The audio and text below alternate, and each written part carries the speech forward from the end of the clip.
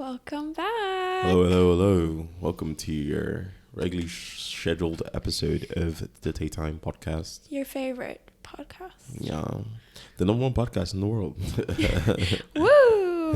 Hey, it's good to have aspirations. Yeah, you gotta think big. Think big, as they say. Manifest or whatever. Manifestation. Yeah. Manifestation. But yeah, I know. When you're watching this, I won't be here. We'll be in Portugal. Actually, that's a lie.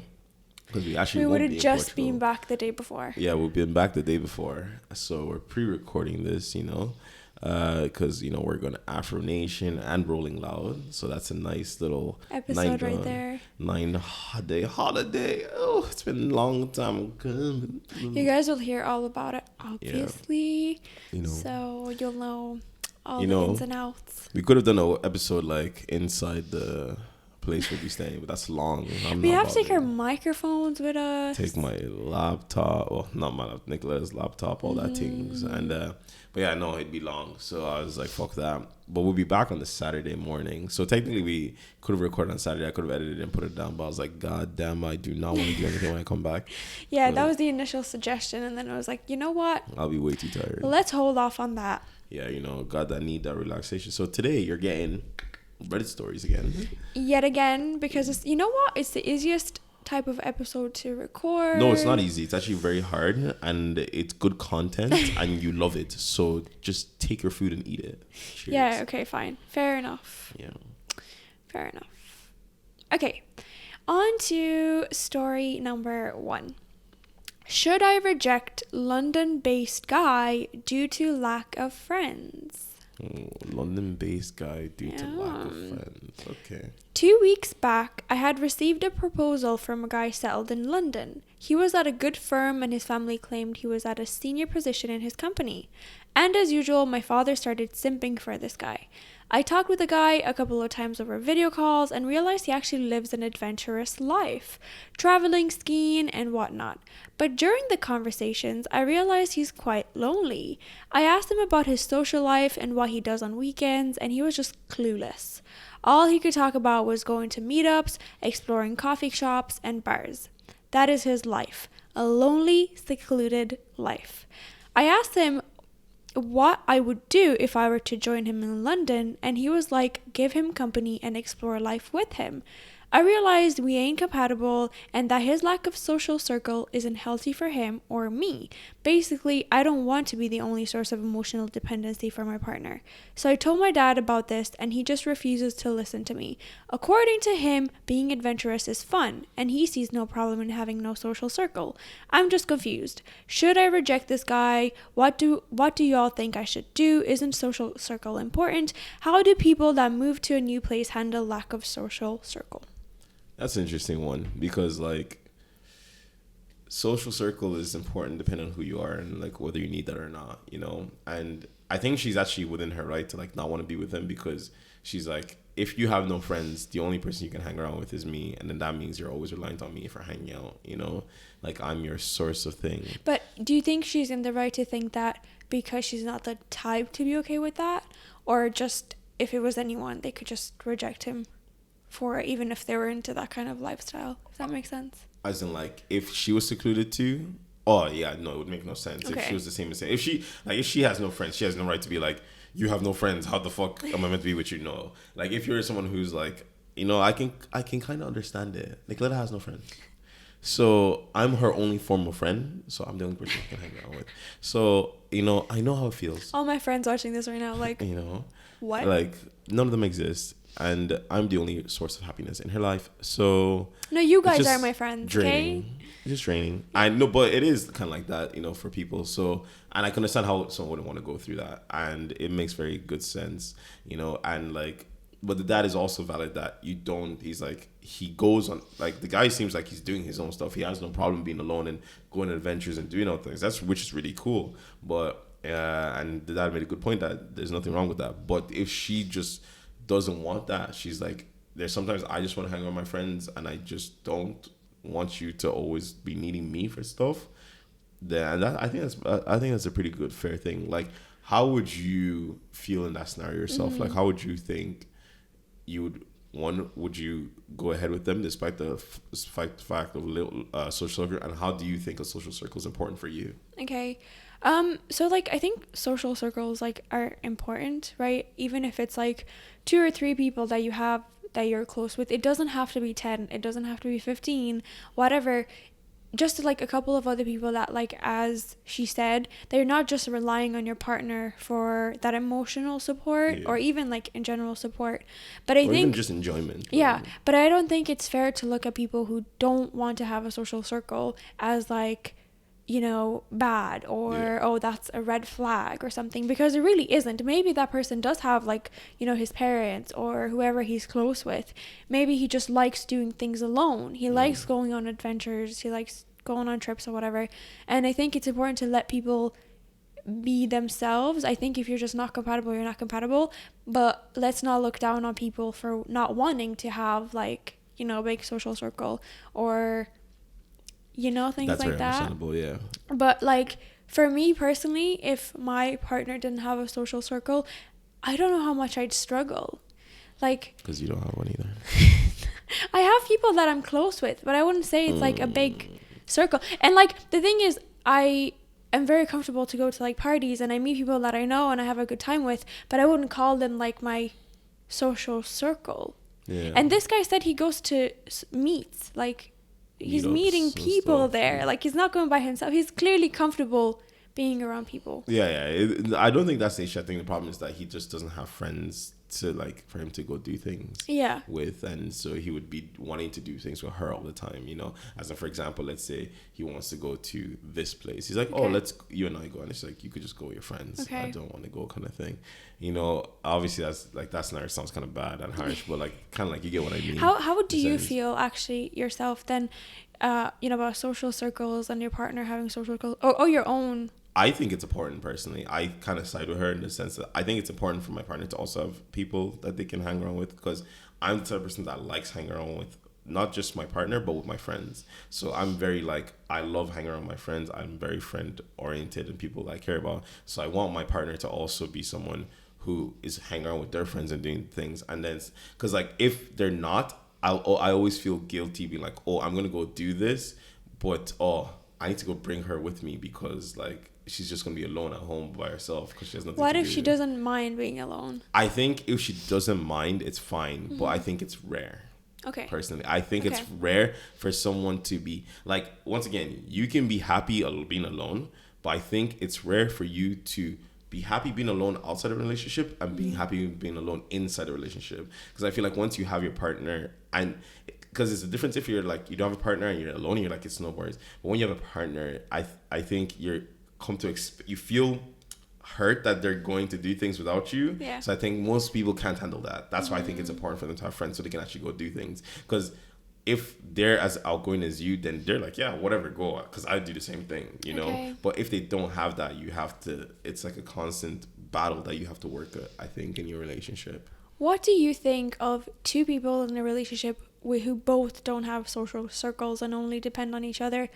How do you think that would progress? I think as long as they're happy, it would work out for them, because like, it's one of those things where, like, you have those 2 type of people who, like, can be happy with it just being together and happy in their quietness at home. Like, for example, like, I have this imaginary scenario of, like, maybe one of them is inside the living room reading a book and the other one is inside the bedroom reading a book, but just having the comfort of knowing the other person's there is enough for them, and they don't really need to go out and socialize. They just enjoy being together. And I think, honestly, that type of relationship probably, like, some people would be like, oh, that's a red flag, but I think that type of relationship is actually, like, probably the relationship that has the least amount of conflicts, because they're both just the same and inside. Yeah. Because, like, the problem about, like, the opposite of, like, 2 people who are extroverted, that can actually lead to conflicts, because, like, if you're both extroverted, there's a lot of things that can happen outside that can make you guys beef each other. My thought was, if both people are extroverted, they would understand each other perfectly. I still think, because humans are so different, it's hard. Like, so let's say, like, for example, both of you go party all the time. That's no problem. But then there's sometimes you might go party or whatever, and your partner's is like, I don't like the fact that you went to party with X. Even group. if the person's extroverted. Even if but it's not because of the partying, it's because of the X group or whatever or wherever. Okay. You know? So I think there's more insecurities can take place a lot more often when the other person's going out more. Do you understand? Okay. Like, I think you would need two extroverted people that are very secure in themselves, you know, for that to happen. Because, like, if you're both at home, you never worry about your partner being with someone else. Yeah. Like, the most you have to worry about is their Discord, like, girlfriend, you know? Yeah. Like, or, like, their Reddit girlfriend or something like that. It's not, like, you know, an actual them going out. But I feel like when two people are extroverted, then you have the whole thing of like how secure are they in themselves, because like some people are like extroverted but then they're thinking their partner is out there always being with someone else. Or either they can be like, most of the time they don't do that, but then sometimes they like see someone, they're like, oh, I don't like that, like this person's into my partner or something like that. But if you're both extroverted and you're both like, oh, I don't care if my partner is out around talking to these people, then I think it doesn't matter. Because then it's like you're just both like, it is what it is, you move on and just get on, you know. So I think you don't, whereas you can both be introverted and insecure and you wouldn't have as much issues. I think what I can see happen is if you have two extroverted people and like you're going out maybe more than I am, I'm like, why am I not? Whereas I feel like if it was like extrovert, introvert, it would be like, oh yeah, you just do your own thing. Obviously, this is taken into account that they're both secure in the relationship and like happy with it. But I think it could possibly get to a stage of like, oh, because he's doing this, I'm gonna go like seek vengeance and go out with my friends like, 10 times this week. The difference is you can be introverted in a relationship with very little security. Like you can be insecure, but the moment you have one extroverted person in the relationship, you need security. Like you need people 100%. To feel secure. Otherwise, so many problems stem out of that extrovertedness, you know. And that, I think that's a big difference between introverted and extroverted relationships. I think that's what. Yeah, there's a little bit more. I think there's a little bit more to it, to an introvert dating an extrovert. Because the introvert isn't used to that lifestyle, so it's like, oh, like what are you doing going out, like whatever. But then the extrovert isn't used to the just inside kind of lifestyle. So but once you get to that security, I think things can work very well. You can find like middle ground of how things work, like exactly. All right, well, that's our take on introversion, extroversion, since we have so much experience with it. Yeah, I'm super introverted despite how I look. Really? You really want to put that out there? I'm an extroverted introvert. You are. I feel like, sorry, I was going to move on, but you know what? I feel like you don't get energy from being with people. You get very drained from being with people. Yeah, I do. But you have no problem being with people. Yeah. You will be. But when you're home, you're like, oh my God. The reason I know that is because like I can, like anyone who knows me, they know I'm very extroverted and I'm very talking, whatever. But by just being with people, I do feel drained. And like I realized, because for the longest time when I was younger, I thought I was just a pure extrovert. Yeah. You know, I always like, oh yeah. But then I realized, like, I looked back and I was like, it's when I'm by myself that my battery refills, and then I can go out and do all the stuff. And then even though like I would say I have a very high battery because I can do things for a very long time, I can be around a lot of people, but I then have to reset. 'Cause I can't do it like forever. Whereas I feel like extroverts run on, where the whole point of extrovertness is that you run on the infinite battery, and it's like when you're with people, your battery is getting filled consistently, so that when you're alone, your battery is drained, and eventually, like, I need to go out, I need to leave the house and do something. You know? And I think that's me. I think I'm a lot more extroverted than you in terms of like spending quality time with people that are like, you know, care about, like friends and whatever. That fills my energy up, and I feel like better. I'm just really shy. I'm a lot more shy than you are. Whereas you're like introverted, but you'll talk to anyone. Like you talk to the wall and make a friend. So on to the next story. Okay. Am I the asshole for making my son eat vegan for a month as punishment? My family and friends are calling me abusive, but I cannot see how any of this is abusive or asshole-ish in any way. So I have 2 kids, 16 male and 14 female. Last year, my daughter decided to go vegan. I didn't have any problem with this one bit. I gave her the money that I would spend on food for her anyway. She buys her own food and cooks it herself if what her mom is making isn't vegan. It has been the tiniest change we have ever had to go through. For some reason, though, my son has taken this change as an opportunity to bully his sister. I've made it clear to him that this is not okay at all and have punished him several times for his bullying, but it has never gotten through to him. Last week, this all came to a head when my son took all of my food my daughter had bought for the week and hid it pretending he threw it away on garbage day. I got a call in the middle of the day at work from my daughter crying, saying that he had thrown away all her food. I had to rush home only to discover it was just a prank. I was livid. I was ready to make him eat nothing but rice for the rest of his time under my roof, but my wife calmed me down and came up with a better plan. For the next 30 days, we are going to eat nothing but vegan food. We will make nothing but vegan food and buy nothing but vegan products. I told my son this and that if he wants anything else, he will be paying for it. He lost his mind, but for the past 5 days, we have been a vegan family. Well, my son called my parents and they rang me up furious, telling me that I was abusing him. I ended up hanging up on them. The rest of my family followed suit, and some friends have now joined in saying that I was abusing him. My son is miserable, but I really don't care. He brought this upon himself. He still has food to eat, and he can spend what little pocket money he has to buy meat for the next 25 days if he wants. Yeah. So this story is interesting because, like, at first I was like, wait a minute. If you're forcing just him, but the fact that the entire family is doing it, and also it's like, we're not technically fully forcing him, he can use his own pocket money that we're giving him to buy meat products if he wants. It's just that in the house, the meals we're going to cook for 30 days is to vegan. For him to just understand, like, you know, whatever, like, you know, like, I think it's not just a punishment, it's also being like, it's not as bad as it seems, and why are you bullying your sister for this kind of thing? I don't think it's bad. I think it's actually a pretty good form of parenting. I don't know, maybe parents out there might think I'm wrong, but I think it's a pretty good form of parenting. You know, I think, like, he's got to understand that you can't just be a dickhead to your sister for no reason just because she lives in a different way. Like, bullying someone for a different lifestyle is stupid. And I guess it's like kind of like you need to not be dumb and look at this other lifestyle and see and try to understand why the hell am I bullying someone for this, right?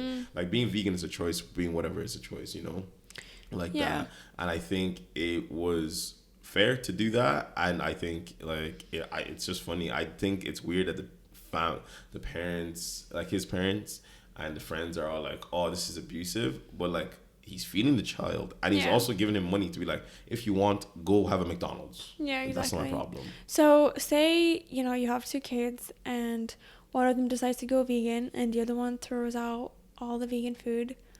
What do you do? I would be like that. All the money it costs for that times 2 I'm giving to your sibling instead. Oh, so you're giving it to them as in out of the money that I would like. That, well, if they were, of the money he was meant to get. Yeah, but if they were working, I tell them to pay them back. Okay. Like, if they had a job and they were like doing that, I'd be like, you use your money times 2 and give it back now to that person, because what you did is just wholeheartedly disrespectful. And as a punishment, what do you do? Well, it depends on how big they are. Like, if they're like around that age and they're all staying home, I'm like, yeah, fucking, you're gonna be eating vegan food, and I'm like, and you know what? Screw you, because I don't even want to eat vegan food, but I have to eat it now because your dumbass caused this, you know. And but yeah, I'd back my daughter. Like, okay. Oh, it's house party. Oh, what like, if it was the other way around? It was the daughter who did it to the son. I'd be like, get over it. Your sister. No, you wouldn't. Ain't no way. I don't know. Actually, I'm not even gonna say I'm joking. I feel like I'm weak when it comes to like a little girl. That would be my kid. Like, you know, I feel like it'd be weak. But yeah, no. Meanwhile, she's the devil incarnated. Probably to everyone else, but not me. Anyways, that's all that matters. But no, literally, like I think. The person is doing it. I think they're doing a good job. Okay. I think that's good parenting. So, I think everyone is crazy. Coming back to yourself and your own punishment, if you were to make everyone in the house go vegan, how long would it be for? Would it be for 30 days? Oh God, I couldn't do it for 30 days. Yeah, it's a bit extreme, isn't it? I'd be like 2 weeks, like maybe a week or two, like, you know. Like, I don't even think I could go 30 days. Like, it would have to be some bomb-ass vegan food. Yeah, Ferg be eating McDonald's on like every evening in his car by himself. Just crying. It tastes so good. Nah, I'd probably just eat. To be honest, I just eat rice and like some protein. source. That's pretty much it. Rice and stew What's is the a protein godsend. source? I don't know what protein source it would be, but it'd have to be some protein source. Like what? God, this is actually hard. Now Can't eat yogurt. No, like I'm trying to think now, because I love rice stew and like meat, right? But now I'm thinking, because I was like, oh, I eat rice and stew and then some protein. I'm like, what's the protein? Because I don't like tofu. If it's beans or peas, but that's limited protein. Like, let's be honest. Yeah, no. We'd have to figure something out. Maybe it'll just be vegan burgers for a long time. Or maybe even vegetarian, I guess. That kind of opens up. Yeah, because vegan is hard for me personally. And like, no hate to vegans, but that's hard for me. I love meat. Yeah. I really do. So could you ever go on a vegan diet for like temporary time? Or could try for a video if you guys give me enough likes, subscribes, and money. I will try for a video. Would you do it for a week and then let us know the following week? Yeah, but I think it would actually be really hard for me. I'm not gonna lie. Like, despite the fact that I love rice, I just deep, because at first I was thinking it would be easy, but I just deep that I love eating rice and meat. Mm-hmm. So the rice I can stay consistent with, but where's the meat coming from? It ain't. You know, that's the thing. Like, what I mean, like the protein, you know, kind of like the meat replacement. I could just get meat replacement, can't you? Can you not get like replacement beef? There is vegan options. Yeah. No, like, there's minced vegan stuff. There's like mince, no, there is, like, because you can make like patties, or you can make I just get vegan burgers, but like there's a lot of vegan what options. I mean is like a vegan replacement for like beef or chicken. Is there like that's what I said, there's literally minced beef. No, I don't want the mince. I want actual, because remember with rice, like steak, like yeah, you can find anything out there these days. Thankfully, the options are loads. You know what? Maybe I'll think about doing and letting you guys know how my 1 week of veganism goes. You know, I think it'd be interesting to see you go through vegan milk. I can do anyway.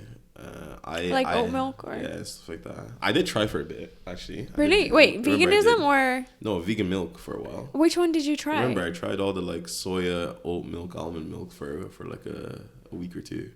Like, this was back when I was living in the old place, but yeah, I tried that. It wasn't too bad. You know, it was not terrible, because I was trying to find other options for my lactose-free milk. Okay. I'm not lactose intolerant. I just like lactose-free milk because I can drink a whole liter in one go. Okay. On to the next story. Would you call this woman a homewrecker? A homewrecker. For background, this woman has, and then she lists some bullet points, okay? Told my husband one jokingly that they should have ended up together. She's also married with children.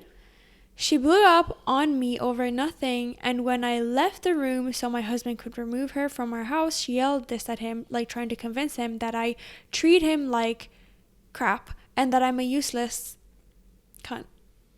After this blow up, tells me it's not my husband's job to do things for me and I need to fix things myself. It's not my place to have a to-do list for my husband because I should do that list myself. Afterwards, also tells me I'm not the boss of my husband. Not that I need to defend myself, but my husband and I have been really great, in a great, healthy relationship for 14 years. We have never once in those 14 years insulted each other. Anyways, what do we call this woman? She clearly into my husband, thinks I don't deserve him, and that she's a better fit. She's never full on hit on him, other than the inappropriate comment about being right for each other, but she's attempting to wreck my home, so she's a homewrecker, right? Absolutely, this person is a homewrecker. The first statement alone is home wrecking. I was like, what? Should have been with me instead. Should you not be focused on your own kids instead? Some people, you're out here trying to chase a man when you should be chasing your children to school. Nah, that's madness, bro. Yeah. That's a madness. Nah, that's a homewrecker. But who's at fault here? The woman. The woman. The woman. I would say the husband. No, okay. So this is the thing. We don't have full context here because it seems like this, like as the wife said, she's not making like sexual or flirtatious advances at him. The max that happened was that one-on-one comment thing that she tried to pass off as a joke. But the fact that she knows about it means her husband told her, you know? Yeah. Being like, whatever. And we don't, and that was probably close to the time at which this whole house thing happened. So the thing is, I believe probably after this house situation that he's not really seeing her anymore. I would assume. I would hope. You know, and so I think the husband, like, has done what he can, especially like assuming he's not seeing her after this, because it seems like the most that was happened was that one-on-one comment, and he was at first he was like, nice joke thing, but then he was like, was that a joke? That's not funny, haha. That's funny, weird, you know. And then he like said it to his wife, you know. Yeah. And then the whole house thing, and she blew up and stuff. Like, yeah. So I don't think the husband is like at fault here. Okay. I think it's purely the woman at fault here. Okay, I have a question for you. Yeah. Okay, as a male, okay, why do males sometimes stay with having these type of girl friends in their lives who are very like clingy, but while they're also in a relationship? What is it that makes them not cut that girl out? I think it depends, and we kind of discussed this before. Like, it depends on how close they are. Like, if they're like someone you've been friends with for a long time, and you've always been close and they've always been clingy, you don't see it that way. But if they make remarks like, "Oh, you should have been with me instead," that one, I think that's a big red flag. Okay. But I feel like in most cases when stuff like that happens, it's never just like they continue as normal. I think it's one of those like sink or swim situation where you're picking one person over the other. But for the ones that do stay, why? What do you mean? Like they stay? For the guys who stay and they're like, oh, she's just bantering in it, like it's not that big. Well, if they came off as a joke, they might feel like it was genuinely a joke. They might think it was genuinely a joke, right? But like there are people who genuinely think that's a joke. Like if it was said in a joking form, right? It's like, oh, he should have been with me instead. Ha ha ha. That one you can just like be like, oh yeah, it's a joke, and it's just ignorance. Like, you know, you're like, yeah, that's my friend. Like, it's not. Okay, but then how about in the scenario where the girl's always like making digs at the girlfriend or being like? I think in those scenarios, I think it comes to two ways. One, it depends on how far it goes and like how much your girlfriend complains about, and two, I think it's the same as like girls with guy best friends and do it the opposite way. I think when you've been best friends with someone for so long, you are just like, oh, they're just messing around or whatever. Whether you think like, oh, either sometimes, you know, you just have like friends who don't like your girlfriend, and you just have to navigate that sea where, and it just happens to be that it's a girl instead of a guy, where you navigate that sea of like, I know my friend doesn't like my girlfriend and my girlfriend doesn't like my friend, but I like both of them, right? For own different reasons, right? But I'm the personal believer in like, you can navigate that sea, but it is goddamn hard to do. How do you navigate it? Tell us. So you just separate them. As in, like, you meet up with them separately? Yeah, you don't ever do joint things together. And you don't think that you're being the red flag in that scenario? And if you know, and then if you're going to do joint things, you're like, you say to your friend, don't be a dick. And you say to your girlfriend, don't be a dick. Please try to have something. So you're the type of guy who, you're dating me and your girl best friend is throwing digs at me or whatever. Oh God, no. And the way you deal with it is like dealing with us separate. No, I would never do that. Okay. Absolutely no. Because that's what we said, you would navigate it. No. I said if they don't like each other. Okay. I didn't say if they're throwing digs at each other. Okay. Like, that's a whole different topic. Okay. The dig thing is different. I'm saying if, like, for example, my friend doesn't like you. He's like, I don't like her personally, and I don't like see why you like her, because she seems like a very mean person, for example, right? Okay. And then you are like, I don't like him because he's just like a stupid, ignorant, whatever, right? Mm-hmm. Fine, you both dislike each other because you're just both, your personalities are too different, right? And I'm someone in the middle who's more than willing to deal with either of your personalities because I've known you guys for whatever and whatever. And that one, I think you just have to navigate it. I don't think it's right to choose one person over the other. Okay. Right, in that scenario, personally. But when like that dislike turns into verbal assault to each other, I think you need to clamp that down straight away. Okay. Yeah. Interesting. How about you? Me. Can you, like, how about if one of your best friends didn't like me and I didn't like one of your best friends?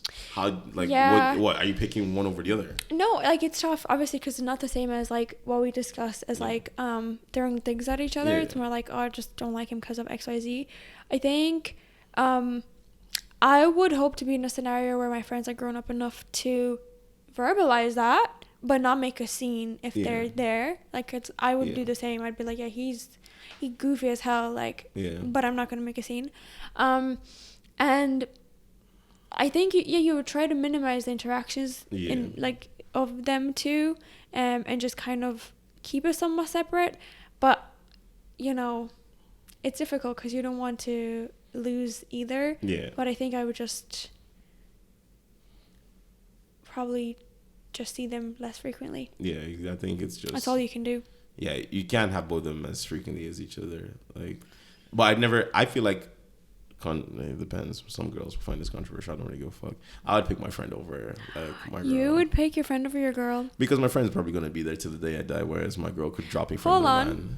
Hold on. You know, like in that scenario. Say that again. I would, absolutely. You would pick your friend over me? Like, no, not you. Oh, wow. God. But you said over a girl. Yeah, like, as in, like, in a scenario where you really like a girl, and then she went into it, well, to be honest, that this is not fair, because if a girl ever said to me or your friend, I'm instantly picking my friend, because I don't trust anyone who gives me ultimatums. But this is just a random girl, or you've known like, her, or you're dating her? No, some girl I'm dating. Like, if she gives me an ultimatum. For how long? I don't trust ultimatums. Okay. Like I don't trust people who give ultimatums, because I know my friend would never give me an ultimatum. Oh, but if your friend did, what would you do? If your friend was me or your girlfriend? I would then pick my girlfriend. Because I don't trust people who give ultimatums. Lies. I don't trust people who give ultimatums. Because I think ultimatums are the biggest red flags in a person. I agree. And so I could never be friends with that person or be with that girl. But let's say it was such a bad scenario where it was near impossible for me to choose either one, right? And I had to, like, I'm the one that's like, fuck, I have to choose now, right?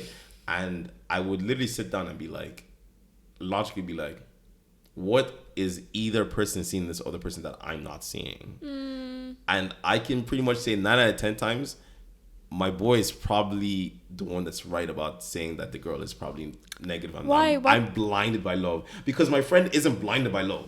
I'm blinded by love. I am blinded by how perfect you are and how much I care about you. But if you were blinded by love, you would not see any of the negatives your friend is pointing out. That's what I'm saying. I wouldn't. So I would have to sit down and really be like, And also, she would leave me for a better man.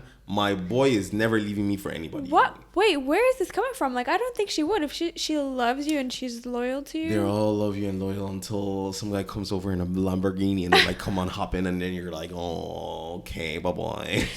So you said that you would pick me over your friends.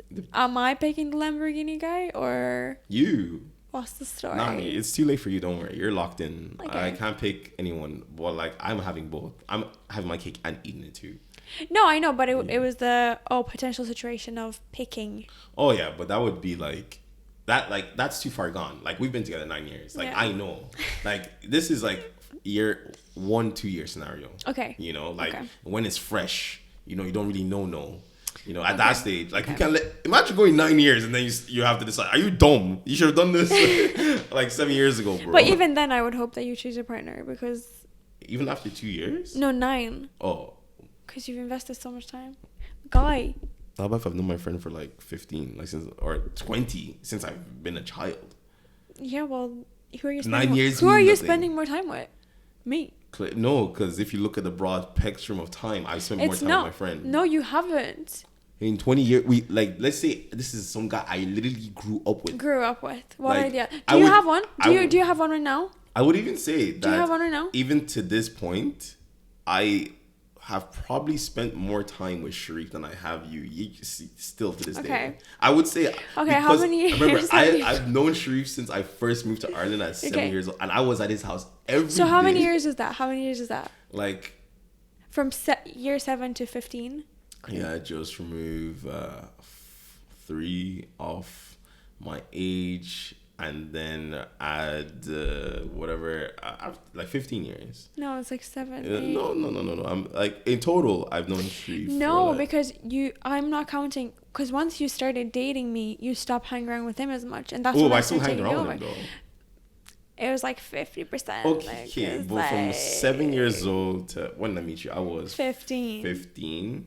Yeah. Yeah, it's so less 8 than years. 8 years. I was with Sharif every day for 8 years, and then every day with me. And then I was still with Sharif when I met you. So the time is accumulating. So I need 3 years to beat him, and then I'm number 1. You need 4 years, 4 or 5 years of me never seen him again. Guys, mark my words. I'll get that, and then I'll have the crown, the Victory Royale crown. On to the next story of today. Am I the asshole for taking 2 of my nephews on vacation with me, but not the other? Dun, dun, dun. I'm 36 male, child-free. I have 2 sisters, Lisa and Annie. Lisa has 2 boys, 9 male and 7 male. Annie has 8 male and 1 female. They both struggle financially a little, and I have a good job. So this year, I offered to take my nephews to vacation with me this year. My niece is so small that I don't feel comfortable being alone with her at all, and Annie totally gets that. I told my sisters to bring the boys to my apartment for a weekend so that I can see if they'll get along and if I'm up for taking them to the seaside with me for 14 days. The boys came, and at first we had a great time. I ordered us pizza, we watched a movie, played soccer. Next morning, I woke them up and gave them cereal. The 8-year-old throws the cereal on the floor and says, I have waffles on the weekend. I told him we can't have waffles for breakfast today, but we can make them for dinner or breakfast next day. He said he doesn't like cereal. I told him we can then just have some toast with peanut butter or some fruit. He yelled at me for not making him waffles. That day, he also cut up my shirt because I didn't let him have cookies for lunch, and told me I suck for telling him to eat his veggies before I give them ice cream. He was a nightmare. 7-year-old and 9-year-old behaved great. When my sisters came to pick them up, I told Annie what happened, and she said, oh, he's just high-spirited. I told her I'm not taking him for vacation. I also told Lisa I'd be glad to take her boys with me, and they were super, super excited. My parents and some aunts have been biting my head off for treating the kids differently and denying a boy to go to the seaside just because he misbehaved once. Shut the fuck up. Shut the fuck up. Like, Once. we clearly know who's the better parent out of her sisters. Anyway, high-spirited. Yeah, you can high-spirit your ass back to your mother. Fucking hell. No, that's so annoying. Like, yeah. I couldn't deal with that. Like, she literally was like, yeah, testing grounds. We're going to do a trial run. I love that. We're going to do a trial run. So smart. Because 14 days is long. Yeah. Oh. 14 days is long. Did a trial run. 2 of you are calm. You, nightmare. You're not coming with me. And rightfully so. Annie, make sure your kid treats people better, and then maybe they be going on a seaside retreat too. Like, but I mean, dumb. Cutting up a shirt is so extreme. Because of a cookie. What? Because of a cookie. You're 8 years old. I can understand the little annoyance of I have waffles, whatever. I can't even understand from a child throwing the cereal on the ground and be like, I want waffles. Yeah, no, I completely forgot that he did that. But I feel like I could understand a tantrum being thrown on being like, I used to have waffles, and it's like, okay, how about we have for dinner? And it's like, okay, and then move on, right? But cutting up a shirt, throwing things on the floor, no. For 2 weeks. At 8 years old, I was cooking and feeding my brothers. I was taking care of them. At 8 years old, you're 8 years old complaining that you don't have waffles in the morning. What was your brother's favorite meals to make, or what did you make? What do you mean, rice and stews water again? There was no favorites. There was no. Oh well, to be honest, actually, what I used to always make that we just because we had a deep fryer, so just fried chips and nuggets and burger. Fry that because I was the only one that knew how to work it at the time at 8 years old, obviously, and they're all too young to work it. So I fry it, put it on the plate, and then I'm like. Here, Voila. See always eat, and even to this day, I think he's screwed up because he loves eating chips and nuggets. He loves chips and nuggets. I think I fed him way too much chips and nuggets when my parents weren't around because he's addicted to chips and nuggets. But to be honest, he's always liked them. So, but yeah, that's literally what I used to like.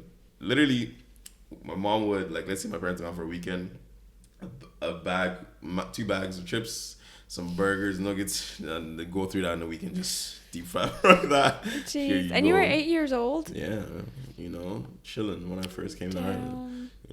Doing that. But I think it's so common actually with foreign kids to be left alone because I don't really hear that from. Yeah, because it's illegal. I wanted to say okay, but it really isn't though, is it? If they it actually is. No, I know on paper. On paper.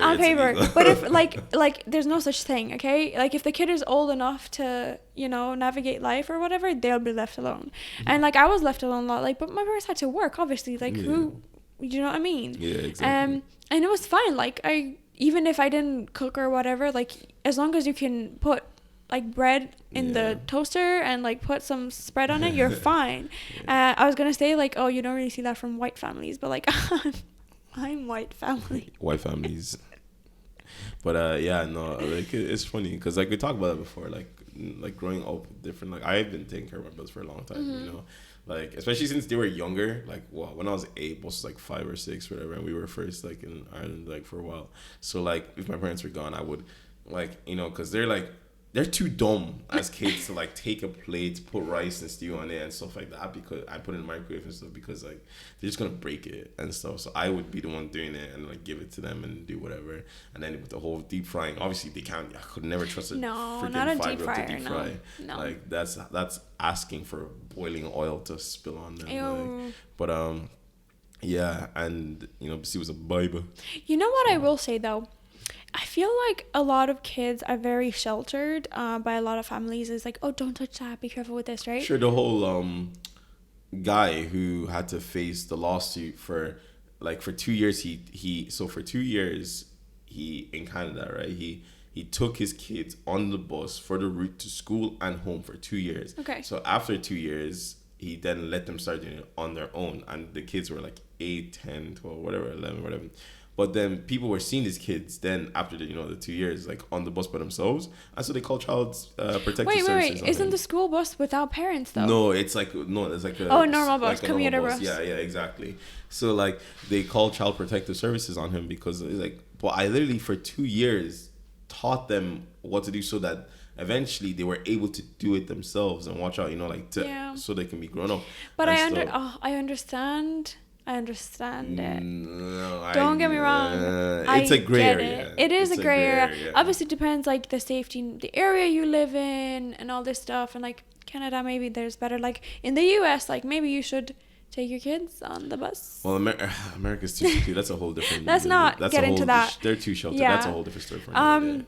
But yeah, what I wanted to get at was there's this TikTok lady, right? And she has 2 kids, and there's like a play kitchen type thing. Yeah. But she has utensils for them to cook and stuff, and they do. And it's like they're chopping up stuff. It's not like perfect. Like I think they're 3-4 years old. Yeah. They're very young, but they're very, very capable of recreating things that they see, or like remembering how to. Because kids are smart. Yeah, remembering how to make certain recipes, and I really want to do that for my kids. And they're like, they have like a little sink where they wash dishes and stuff, and obviously after they're gone and everything, she does clean up after them because they're not washed perfect, but it's that kind of responsibility that they know how to do it. They know how to take care of these things. And I think we just shelter kids so much that we're kind of stopping them from growing, developing, learning a lot more. No, silly people. Yeah, be like that. Onto the last story then of today, whenever you're watching this, I guess. Okay, so am I the asshole for causing my husband to get fired? Sauce. My husband, 33, has a habit of making up excuses to get out of work, simply for just not feeling like working on certain days. It sounds like you. Don't ever. No, not me. I work every day. This has affected us financially because his boss kept lowering his salary as a result. I had to get a second job. He's now bought a PS5 from his 14-year-old cousin and started playing with it day and night. Meanwhile, missing work and lying to his boss about why he does it.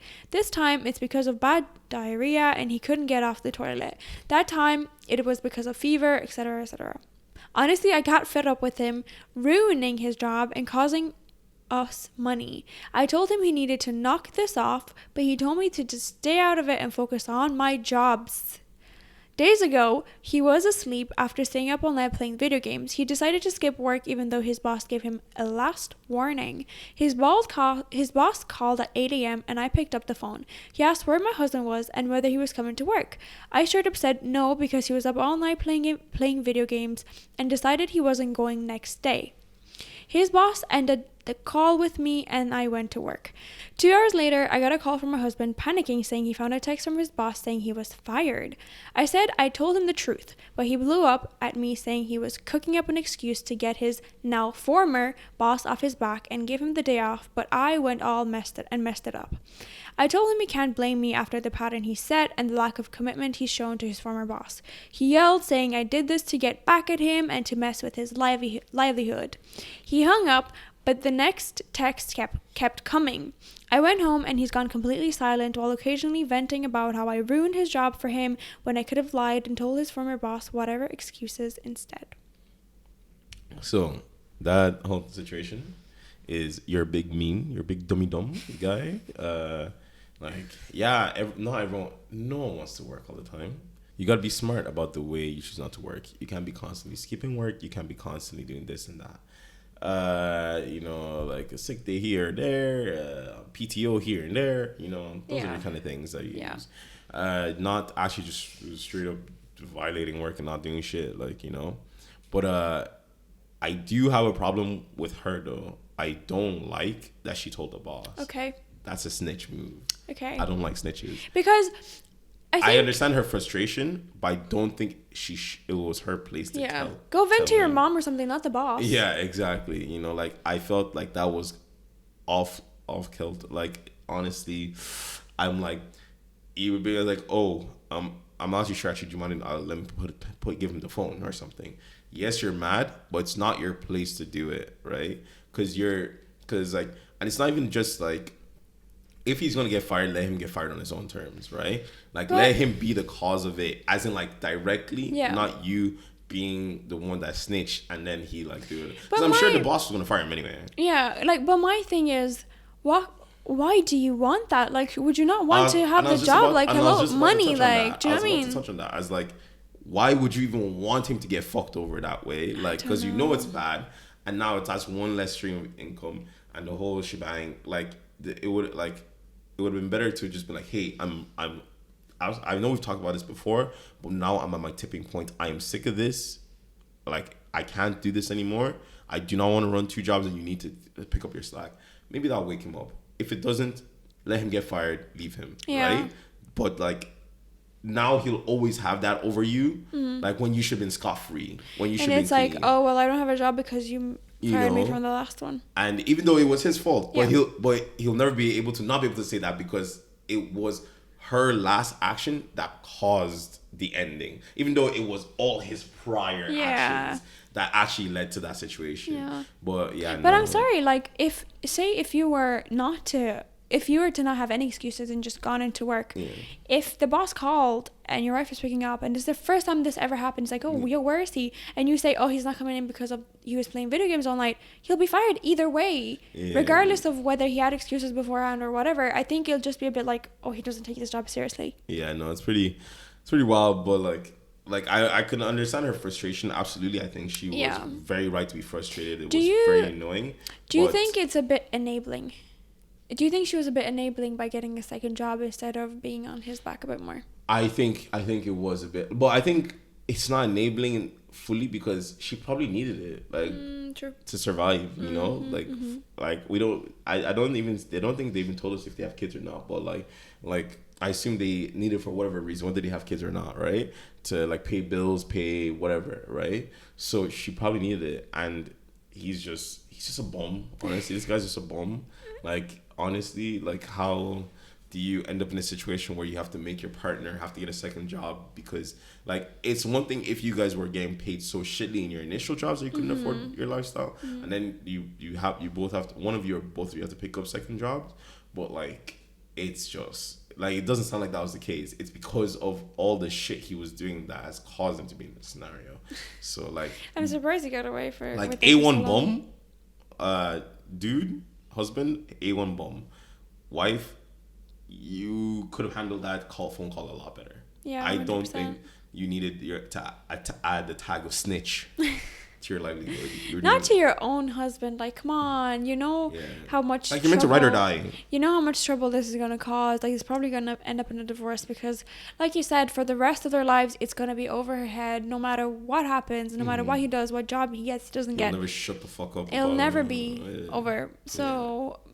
Yeah, it's a crappy situation all around. It really is. But if that was your partner, if your partner just kept giving excuses to go into work, what would you do? To not go to work. I'd be stop being a bum, or I'm leaving because I can't support you like this. Yeah. So, and you take it or leave it. At least the power's in my hands then. Okay. Okay, that's fair enough. Yeah. All right. All right. Hope you guys enjoyed today's stories and the conversations there in between. Let us know what you think and let us know your thoughts and so on and so forth. And we'll catch you next time. Peace.